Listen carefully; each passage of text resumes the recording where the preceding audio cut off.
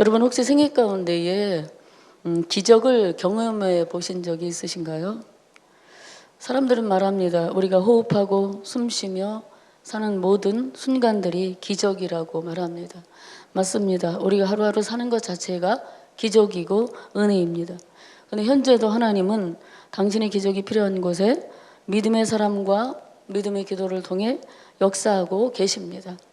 세계에서 두 번째로 큰 섬 파푸아 누기니라는 섬에 사는 그 세피기암 부족들에게는 보편적으로 이제 악습이 있는데 그들이 귀신 문화를 이제 그들이 섬기고 있다고 합니다. 그래서 그리스도인들이 된 부족민들도 조상의 영혼이 자신에게 혹시라도 무슨 보응을 할까, 조금만 자기가 잘못하면 그 귀신들이 자기에게 보응을 할까 하는 그런 두려움을 가지고 있었다고 합니다. 오늘 한 사람 집에 화재가 발생했는데 그들은 그 집에 화재가 발생한 원인이 악령의 강력한 저주 때문이다라고 생각하면서 그 두려움에 떨었다고 합니다. 불길은 강풍을 타고 다른 집으로 옮겨 붙을 기세였고 모두가 어찌할 바를 모르고 넋을 잃고 바라만 보고 있었을 그때에 한 그 중에 어떤 젊은 사람이 웅성거리며 혼란스러워하는 사람들의 틈을 비집고 나와서 큰 소리로 힘차게 기도하기 시작했다는 것입니다. 오 하나님 아버지, 당신은 바람과 불의 주제이십니다. 오직 당신만이 이 불길을 다른 집들로 번지는 것을 막을 수 있습니다. 하나님이 하실 수 있는 일들을 보여주셔서 모든 사람들로 하여금 당신의 능력과 권세를 알게 해주시옵소서. 그렇게 강력하게 기도했을 때에 갑자기 기적이 일어났습니다. 바람의 방향이 바뀌면서 불길이 피해가는 바람에 그 부족들의 집들이 하나도 피해를 입지 않고 그렇게 또 하나님의 기적이 일어났다고 하는 것이죠. 이런 극적 기도의 능력이 부족민들에게 큰 영향을 미치게 되었고 많은 이들이 그러한 귀신을 섬기는 악습에서 벗어나 하나님의 자비와 능력에 대해서 깊이 생각하게 되는 그런 계기가 되었다라고 합니다. 또한 제가 아는 캐나다 밴쿠버 원주민 선교를 감당하고 있는 목사님 부부가 계십니다. 그 교회에서도 작고 크고 그러한 하나님이 역사하시는 기적들이 일어나고 있습니다. 원주민들은 살해하고 살해당하고 그리고 자살하여 죽는 일들이 너무나 빈번하게 발생한다고 합니다. 어느 땐 소망이 없어 그 사역을 포기하고 싶을 때가 많지만 하나님이 그들에게 어떤 주저앉고 싶을 때마다 하나님 힘 주시고 능력 주시고 그리고 열망을 그 마음에 불어넣어 주셔서 은혜 가운데에 사역을 감당하고 있다라고 선교사님이 말씀하세요. 그 선교사님 부부는 그 캐나다 밴쿠버 지역의 나나이모, 던칸 또 코이찬이라는 그 지역을 돌면서 밴드를 중심으로 이제 사역을 하고 있는데요. 그곳에 교회를 세우기도 하고 리더 훈련을 시켜서 예배 초소를 또 만들어 가지고 몇 명이 그룹으로 모여서 예배를 시작하면서 교회를 하나씩 세워가는 그런 과정 가운데 있습니다. 지금은 많이 부흥도 하고 그렇게 강팍했던 원주민들이 하나씩 둘씩 친구들도 데리고 와서 구경하듯 앉아 있다가 나중에는 앞자리로 와서 예배 드리고 은혜 받는 그런 모습들을 보이고 있습니다. 1월 말경에 이 코이찬 원주민교회 성도의 동생이 병원에서 폐가 95%가 굳어졌다.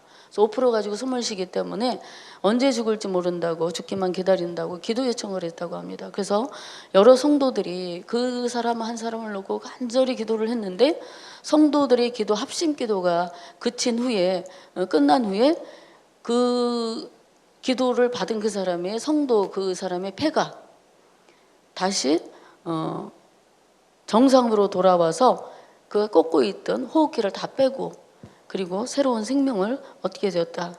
그래서 그 사람이 또 하나님을 만나게 되는, 그 사람뿐만 아니라 그 주변에 있는 사람들이 하나님을 만나게 되는 그런 은혜들이 있었다고 합니다. 그리고 작년 12월 말경에는 원주민인데 딸이 살해를 당했어요. 그 살해를 당한 엄마 마리아라는 여인이 평소에 복음을 전하면 굉장히 거부를 했다고 합니다. 그런데 또 딸 하나가 살해를 당했는데 죽어가는 딸이 또 하나가 생긴 거예요. 그래서 그 딸을 위해서 기도 요청을 해서 선교사님 부부가 그 병원에 가서 그 딸을 위해서 간절히 기도를 했습니다. 근데 그 며칠 지난 후에 또다시 선교사님 부부를 청해서 자기 딸을 위해서 우리 병원에 와서 한 번만 더 기도해 달라고 하더래요. 그래서 선교사님 부부가 갔습니다. 봤더니 전에 기도했을 때와 조금도 별다른 차도가 없더라는 거예요. 그래서 눈을 감고 죽은 듯이 누워 있었습니다. 그런데 목사님과 그 사모님이 그 자매를 위해서 간절히 하나님 앞에 기도를 했다고 합니다. 그랬더니 그 아이가 죽었듯이 그렇게 누워있던 아이가 눈을 한번 떴다가 감는 것을 사모님이 봤대요. 그리고 그 기도를 하고 집으로 돌아왔는데 병실에서 연락이 오기를 멜라니가 기도 끝나고 돌아간 후에 그 아이가 생명을 연장하고 있던 이 장치를 빼고 호흡이 돌아와서 살아났다라는 그런 소식을 들었다는 것입니다. 그러니까 마지막으로 가족들이 임종하기 전에 모여서 한 가닥 희망을 걸고 기도하고 있었던 그 병실에서 또 기적이 일어나게 된 것입니다. 이런 기적 같은 일들이 지금도 선교 현장에서 하나님의 역사로 말미암아 일어나고 있습니다. 다른 한편에서는 같은 공간에 있으면서 사단의 역사로 사람들의 생명을 빼앗고 스스로 목숨을 끊는 그러한 일들이 있는가 하면 하나님의 역사하심을 믿고 기도하는 곳에 생명이 살아나는 놀라운 기적의 역사가 그 선교 현장에서 지금도 일어나고 있습니다. 하나님께서 이런 기적을 베풀어 주시는 이유가 무엇입니까? 궁극적으로 믿음 없는 자들로 하여금 하나님의 존재하심을 믿게 하려는 그런 역사들이 일어나고 있다는 것이죠. 그래서 예수님의 사역 현장에서 일어난 사건과 또 이적들이 셀 수 없이 많이 있어요. 그렇지만 예수님께서 오늘 보리떡 5개와 물고기 2마리로 5,000명 먹이고도 12바구니 남겼다라는 사건은 그 현장에 있던 모든 사람들에게 그야말로 엄청난 충격과 감동을 주었을 것입니다.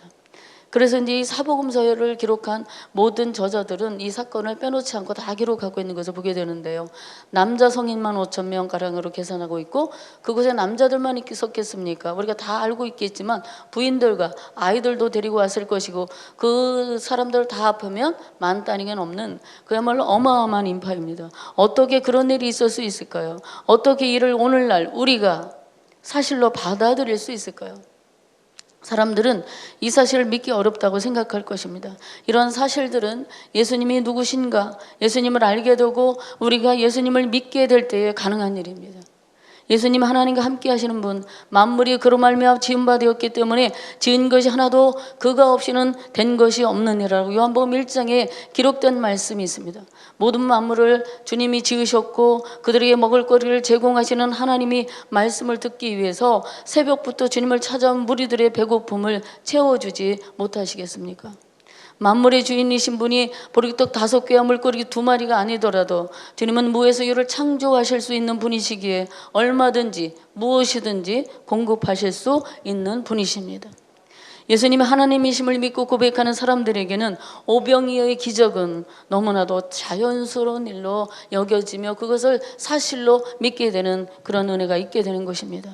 요한복음 6장 34절을 보니까 주님이 오병이어의 기적을 베푸신 또 다른 이유가 나오지요. 주님께서 큰 무리를 보시고 그 목자 없는 양 같음으로 인하여 불쌍히 여기사. 주님은 죽어라고 따라다니는 자들이 목자 없는 양같이 불쌍한 존재로 여겨졌습니다. 오래간만에 휴식을 취하려고 한적한 빈들을 찾아가셨지만 그곳까지 따른 무리들을 바라보시면서 귀찮아하신 것이 아니라 오히려 그들을 바라보며 불쌍히 여기시고 그들을 가르쳐 주셨다라고 성경은 말씀합니다. 주님께서는 병들고 지치고 굶주린 사람들의 시선 속에서 갈망을 보신 것입니다. 많은 것이 결핍된 존재의 실체를 보셨고 그들의 필요를 실제적으로 채워주신 분이 우리 주님이십니다. 당시 주님과 제자들에게는 수많은 무리들을 먹일 양식도 돈도 없었어요. 허벌판에서 음식을 구하기는 하늘의 별 따기만큼 어려운 실정입니다. 그럼에도 불구하고 주님은 제자들에게 전혀 위치에 맞지 않는 말씀을 하시지 않습니까? 37절 말씀에 너희가 먹을 것을 주라. 불가능한 일을 요구하셨습니다. 그런데 제자들은 상식적으로는 도저히 이해할 수 없는 상황이었지만 주님의 명령을 따라 움직이기 시작했고 순종하는 그들을 통해 주님은 놀라운 역사를 일으켜 주셨습니다. 우리는 오늘도 나를 향해 주님이 말씀하십니다. 너희가 먹을 것을 주라. 헐벗고 굶주린 자들, 또한 영적인 갈망과 목마름에 허덕이는 자들에게 우리가 가진 것을 나누라고 하시는 음성으로 들려지는 시간이 되길 바랍니다. 나는 가난하기 때문에 나눌 것 없어요. 나의 능력으로는 도저히 할 수 없는 일입니다. 이렇게 회피하는 경우가 있지 않습니까? 아니면 누군가 여유 있는 사람이 하겠지요. 다른 이에게 미루기를 합니다. 그러나 나를 통해서 그 일을 행하기 원하시는 주님을 믿고 작은 것이라도 우리가 나누기 시작하는 순종의 그 삶들을 통해서 주님께서 놀랍고 풍성하게 채워주시는 은혜를 우리의 삶을 통해서 경험하게 될 줄로 믿습니다. 이러한 일이 또 한 번 있었지요. 마가복음 8장 1절 이후부터 나오는 말씀에 보면 오병이어의 기적 이후에 칠병이어 또는 칠병사화라고도 하는 그런 사건이 있습니다. 떡 7개와 물고기 2마리로 4,000명 먹이고 7바구니를 남긴 그런 사건입니다. 여러분, 예수님은 군중들의 배고픈 심정을 아시고 그들의 어려움과 필요를 채워주셨습니다. 주님은 사람들이 배고파요 먹을 걸 주셨으면 좋겠습니다 말하기 전에 그들의 필요를 아셨고 그들을 위해 먹을 것을 제공해 주신 것을 보게 됩니다. 주님은 우리의 영혼의 필요만 아니라 육신을 위해서도 관심을 가지고 계시다는 것입니다.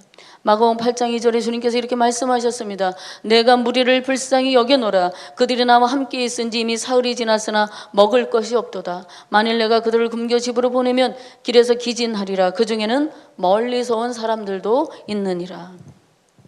그들이 사흘이나 말씀 듣느라고 빈들에 있으면서 가지고 온 먹거리가 다 떨어졌을 거예요. 이틀 또는 하루나 반나절 이상은 아마도 굶은 사람들도 있었을 것입니다.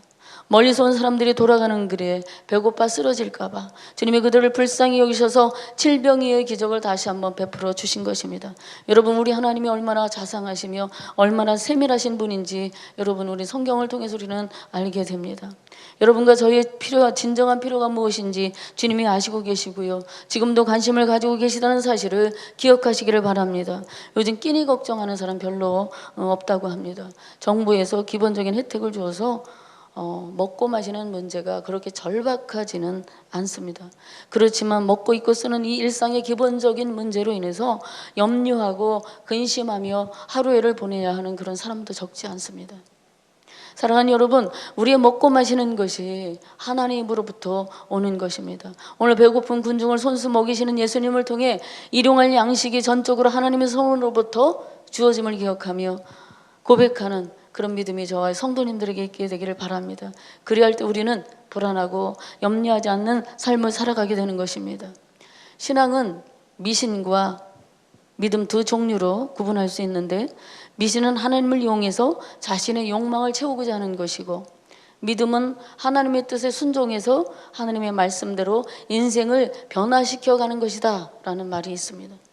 자신이 지은 사람을 불쌍히 여겨주시는 주님께서 자신의 삶의 변화를 열망하며 주님의 뜻에 순종하는 자를 배고프게 하시겠습니까?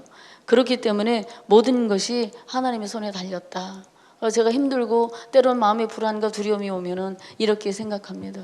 이렇게 믿음으로 고백합니다. 의인의 자식은 걸식하는 법이 없느니라. 제 마음 가운데 하나님의 말씀을 두고 제 마음을 격려하고 응원합니다. 그러면 성령께서 저에게 용기를 주시고 힘 주시고 걱정하지 마. 내가 다 책임져 줄 거야. 그러면 다시 또 마음에서 또 기쁨과 감사가 넘쳐나게 되는 것을 경험하게 됩니다. 하나님이 거두게 하지 않으시면요, 우리가 하루아침에 가진 것 모든 것 다 잃을 수도 있습니다. 그렇기 때문에 우리가 누리고 있는 모든 것이 내 손으로 거둔 것으로 먹고 산다고 자만하지 않아야 됩니다. 우리가 누리는 모든 삶의 풍요와 행복이 하나님이 주셔서 먹고 누리고 있음을 확신하는 믿음을 가져야 한다는 것입니다. 그것이 바로 하나님을 인정하는 삶입니다. 하나님, 내가 부유할 때도 가난할 때도 나를 먹이시는 하나님이심을 여러분 꼭 기억할 수 있기를 바랍니다. 여기 41절 말씀해 보니까 갈릴리 바다에서 흔히 나는 작은 생선 2마리, 메마르고 딱딱한 보리떡 5개, 초라하고 너무나 볼품없는 음식이지만 그것을 가지고 예수님이 하늘을 향해 감사기도를 드리십니다. 우리가 식사하기 전에 감사하잖아요. 감사기도 하잖아요. 왜 기도하나요? 음식을 주신 하나님께 감사해서, 음식을 먹을 수 있어서, 그리고 먹을 수 있는 건강을 주셨으니까 먹은 것 잘 소화돼서 하나님께 더 영광 돌리며 살아갈 수 있기 위해서, 일용할 양식이 없어 식사하지 못하는 이들을 불쌍히 여기달라고 또 중보기도 하고, 아니면 아무튼 우리는 이런저런 마음의 손을 담고 감사하며 기도하고 식사를 합니다. 그런데 바쁠 때는 습관처럼 하나님 감사합니다 하고 수저를 드는 경우도 있고요. 고개만 까딱하고 하나님 아멘 하는 사람이 있어요. 제 형제 중에 한 명 있습니다. 그래서 저희가 아멘 고개만 까딱하고 밥 숟가락을 들어서 아니 오라버니는 무슨 기도가 번개처럼 그렇게 빠릅니까? 그러니까 야 주님 감사합니다 아멘 하면 하나님이 다 아시는데 뭘 밥 식을 때 쉽게 길게 기도하냐 그러시더라고요. 웃으면서 이제 좀 그렇게 농담도 하고 그랬는데 그런 경우도 있는데 보다 더 좀 진지하게 정말 오늘 내가 하루 대하는 식사가 얼마나 감사한 것인지 마음을 다해 기도해야 합니다. 예수님이 이 메마른 보리떡 5개와 피라미 같은 생선 2마리 가지고 하나님께 올려드리며 축사하신 후 주님의 손에 들고 나누어 주시니까 어떤 기적이 일어났습니까? 5,000명 아니 10,000명 이상이 먹고도 12바구니를 거두는 그런 놀라운 기적의 역사가 일어났다라는 것입니다. 이것은 우리에게 어떤 교훈을 주는 것입니까? 하늘에 계신 하나님을 향해 감사하고 감사하는 자의 식탁에 하나님께서 더욱 풍성한 기적을 베풀어 주신다는 것입니다. 제가 어릴 적부터 저희 부모님은요 늘 식탁에서 밥을 먹을 때 감사기도를 충분히 드리셨어요. 너무 길어가지고 학교 지각할까봐 가슴이 조마조마하는데 아버지가 끝나지 않는 거예요. 눈을 뜨고 봐도 계속 기도하시는 거예요. 학교는 지각하게 시간은 바빠 죽겠는데 기도를 너무 길게 하셨어요. 어렸을 때. 그래서 아버지 밥 먹을 때 기도를 좀 짧게 해주셨으면 좋겠습니다. 그것도 아버지는 지금 말씀을 안 들으시고 계속 기도했던 그런 적이 있고요. 그리고 쌀 한 톨이라도 버리거나 남기지 말라고 늘 말씀했어요. 야 농부가 땀 흘려 농사지은 쌀이다. 특별히 하나님께서 음식 버리는 거 아주 싫어하시니까 절대 버리지 말아라. 그래서 허투루 밥알 버리지 않도록 늘 식탁 앞에서 말씀을 해주셨습니다. 그래서 양식의 귀함과 함부로 버리는 습관으로 낭비하지 않도록 자식들에게 교훈하셨다라는 것을 뒤늦게 철이 나서 깨닫게 되었습니다. 그래서인지 모르지만 우리 형제들이 가끔 모이면 하는 소리가 있어요. 음식 남기면 아깝다. 다 먹어야 된다. 그래서요 자기들이 배가 불러지잖아요. 그럼 서로 접시에다 떠넘겨요. 누이 잡수세요. 동생 먹어. 이는 음식이 이리 갔다 저리 갔다 막 그러는 거예요.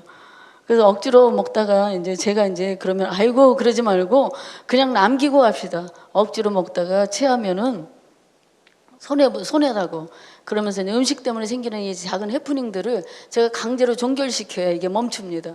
그러니까 음식이 오고 가는 거예요. 남기고 가는 게 아까워가지고. 여러분 예수님 앞에 누군가가 자신의 소중한 한 끼 식사를 기꺼이 내어놓은 것으로 일어난 이 오병이의 기적은 다 배불리 먹고 남은 풍성한 자리가 되었습니다. 이건 하나님 나라의 원리가 담겨 있지 않습니까? 일반 세상 원리는요 나누면 내 것이 없어진다고 생각해요.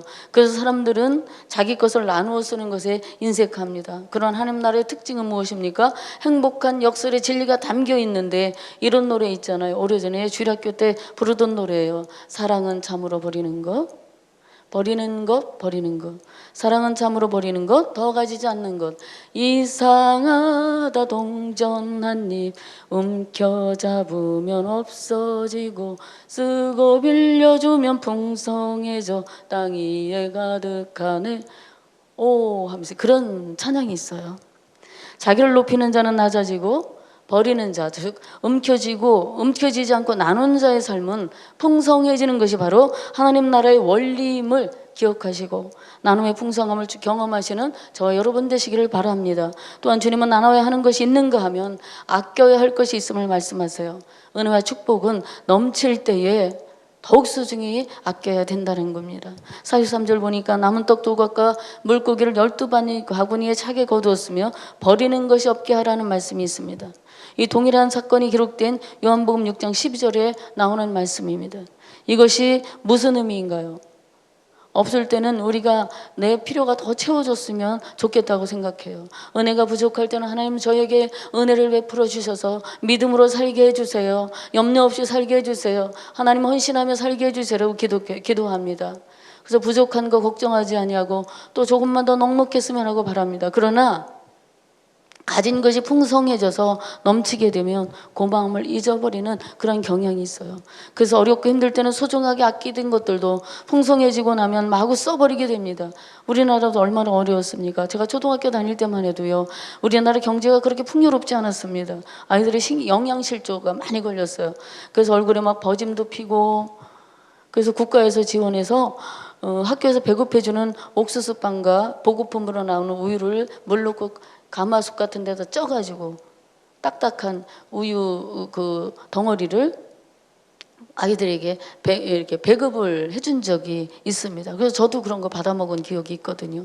나중에는 특별히 가난한 아이들에게만 좀 이렇게 배급을 해줬었는데, 그때 그 시절에는 이 빵 한 조각도 우유 한 숟갈도 아껴서 두었다 먹던 그런 배고픈 시절이 있었습니다. 그리고 그 시절이 지나고 70년대, 80년대를 지나면서 경제가 급속도로 발전하고 국민 총생산이 어마어마하게 늘어나게 됐습니다. 우리나라가 얼마나 살기 좋은 나라가 되었는지 몰라요. 먹거리가 남아돌고 먹는 것이 지천인 세상입니다. 어려운 시국에는 잔치 때나 되어야 먹을 수 있었던 고급진 음식들이 요즘 식당에 가면 널비하지 않습니까? 웬만한 가정에 가도요, 12 반찬 두고 또 먹는 가정도 있고, 참 배고프지 않은 배부른 시대를 우리가 살아가고 있습니다. 하나님께서 큰 은혜와 복을 우리나라에 허락해 주셨습니다. 그런데 과소비로 흥청망청 물스듯하다가 1990년대인가요? 97년대인가 국가 부도 위기를 맞고 IMF 사태로 큰 시련을 맞이한 적이 있었습니다. 이 구약의 이스라엘 백성들 역시도 출애굽 이후에 젖과 꿀이 흐르는 가나안 땅에서 넘치도록 풍성한 은혜를 받게 되자 하나님의 은혜를 잊어버리는 그러한 백성이 되었습니다.